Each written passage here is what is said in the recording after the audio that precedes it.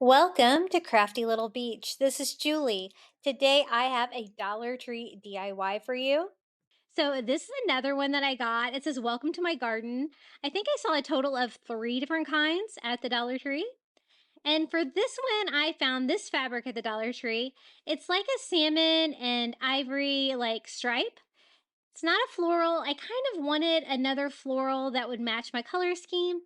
But when you're working with Dollar Tree fabric, it's kind of what you can find. So I'm just going to use this and then I'll try to bring in the flowers later on my watering can.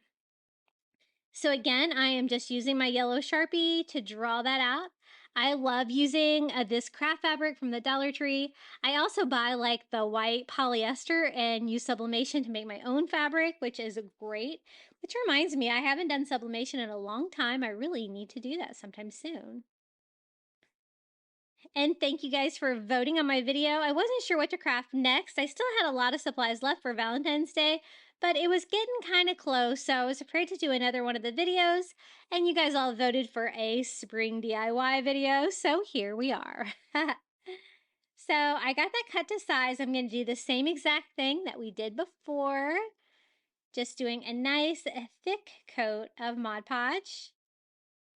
And then laying that fabric on. I'm going to have like the stripes go vertical, trying to keep them as straight as I can, but covering all of the wood board, and then just rubbing that in with just a paper towel. I find that works good. Otherwise, your fingers could have a little glue on there and they might get stuck. And again, I'm just going to trim off any excess fabric that I have. If you wanted to iron your fabric first, you could probably get a closer cut the first time, but we had lots of DIYs to get knocked out today. So I'm going to do this same rope border as well. So I'm going to use that same package of rope that we used earlier. And we are just going to glue on a rope frame. I thought for this sign we would do like contrasting colors. So the other one had like an aqua flower background with a salmon color watering can. So this one's going to have the salmon color background, and we're going to do like a turquoise color watering can, which you guys know I love my blue colors. They go with all my beachy decor, and it goes really nicely for any holiday. I think I always use it. So that looks pretty good. I got it all glued down, and I'm just going to go around and burn off the fuzzies. Now, as before, we're just going to need to poke some holes back in here. So the easiest way to do that is just through the back with one of those little Cricut tools. And I'm going to make the same exact hanger just to kind of make it go together. I can hang these signs together as a set.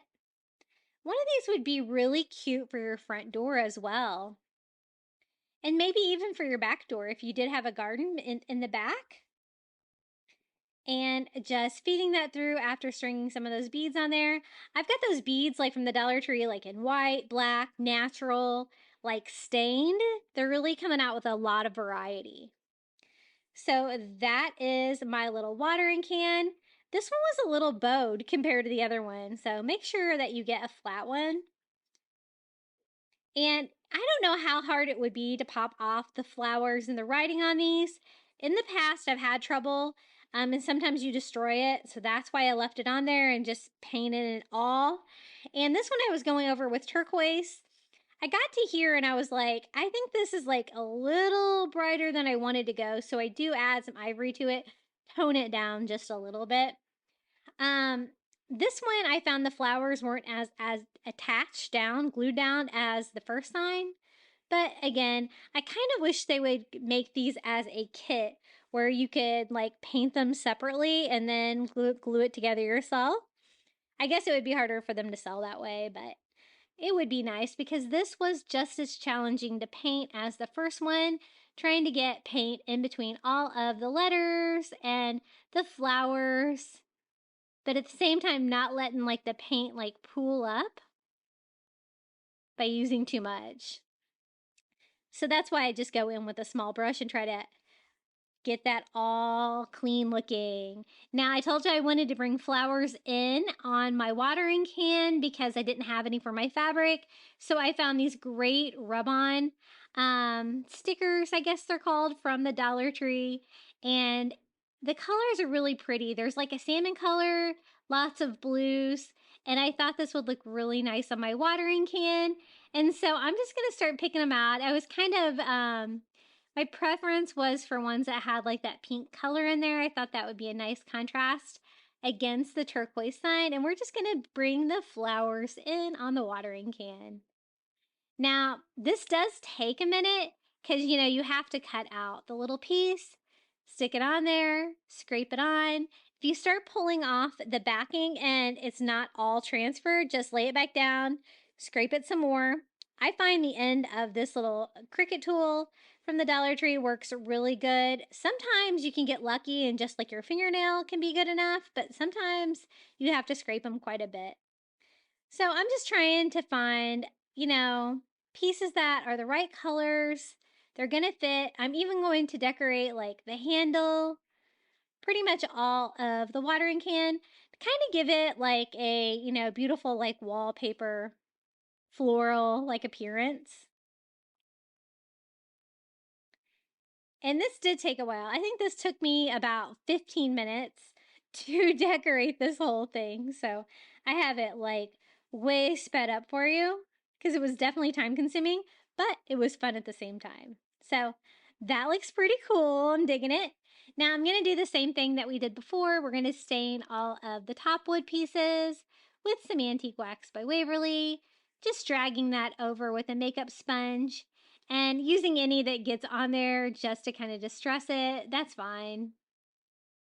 At this point, I was going to leave it with this like wood with like just distressed in ivory, but after I got both of them done, that's when I decided that I really wanted the flowers and especially the words to be more white, because I did find that they were much easier to read in white than in the wood. I kind of wanted to kind of leave it the wood, but it just did not work quite like I had imagined.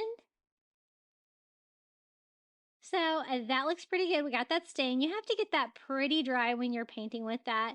And then I'm just going over with my ivory and distressing everything. And if you do too much, don't worry. If you have like a baby wipe, I love to use baby wipes with crafting. You can always go over and get off any of the excess paint. I was really trying to bring out that detail, especially in the flowers and stuff like that. And then I'm going to go ahead and attach it to our little striped sign. I'm using lots of hot glue. This one was the one that was a little bit bowed, but I found that if I held it down tightly with that hot glue, it did straighten it out with the addition of the sign that we're gluing it to.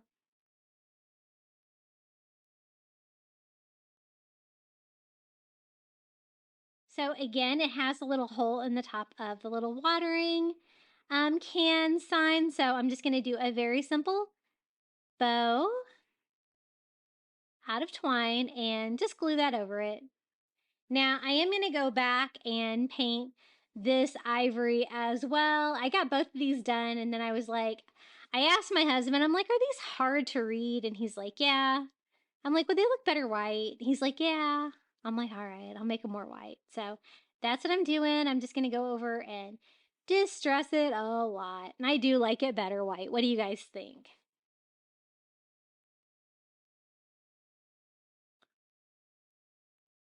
So I think that looks really pretty and springy, and I love these colors together. The salmon and that light turquoise color, I think it's so pretty and looks so springy to me. And I love those little flower transfers. I think they turned out really pretty, and this is how it turned out. Cute little welcome to my garden. I love it. I love spring. It's so fun.